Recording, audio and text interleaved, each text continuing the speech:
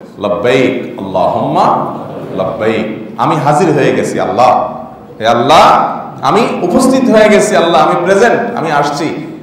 ও যে তুমি আমাকে ডেকেছো তোমার নবী ইব্রাহিমের ভাষায়, ও আযিন ফিন নাস বিল হজ, হজের জন্য মানুষকে ঘোষণা দাও, ডাকো। তো আল্লাহ সেই ঘোষণা শুনে আমি আসছি।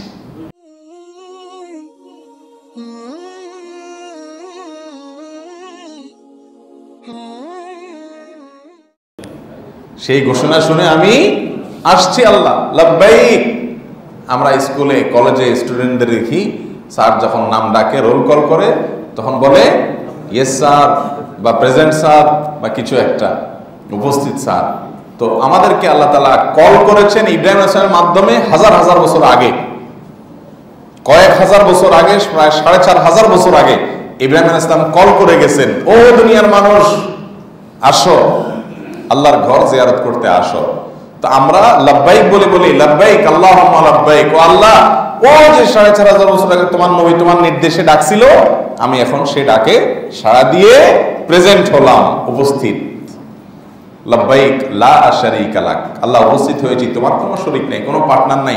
পৃথিবীর সব ধর্মের মানুষের সাথে ইসলামের পার্থক্যই এই জায়গাটাতে যে অন্য সবাই শিরিক করে, মুসলমান শিরিক করে না।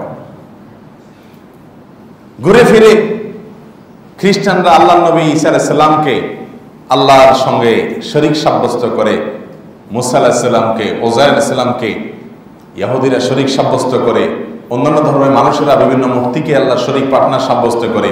আমরা আমাদের কালিমাতে বলি আশহাদু আল্লা ইলাহা ইল্লাল্লাহ, আল্লাহ একক, আল্লাহর কোনো পার্টনার শরীক নাই।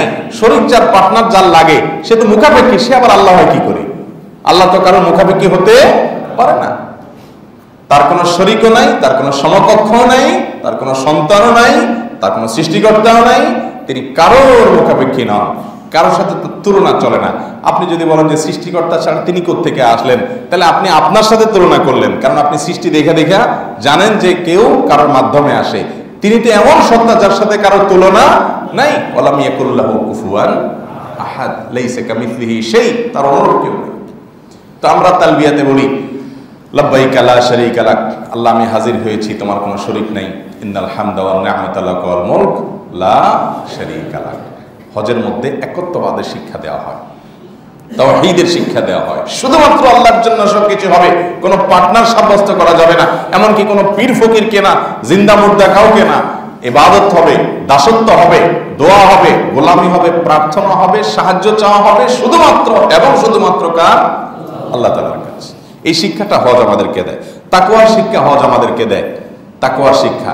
কারণ আমরা হজে যে কাজগুলো করি, এগুলো সবগুলোর উদ্দেশ্য আল্লাহ বলেছেন কোরআনে, এগুলোর উদ্দেশ্য হলো যাতে আমরা মুত্তাকি হতে পারি, আল্লাহ ভীতি যেন আমাদের অন্তরে জাগ্রত হয়, আল্লাহর প্রতি ভয়ের চেতনা যেন থাকে।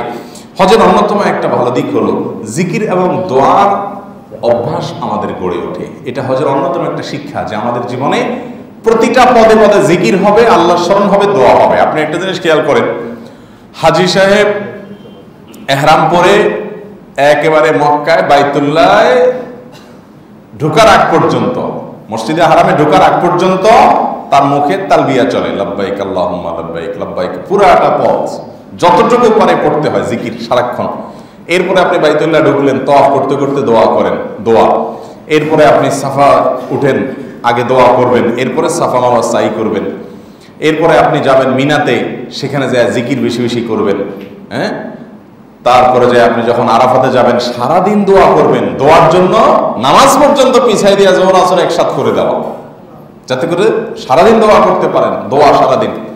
এরপরে আপনি মুজদালিফা আসেন, রাত্রি যাপন করেন, ফজরের পরে আবার দোয়া, মাশআআল্লাহ হারামের কাছে নবীজি দোয়া করেছেন। এরপরে আপনি সেখান থেকে জামরাতে আসেন, জামরাতে পাথর মারলেন,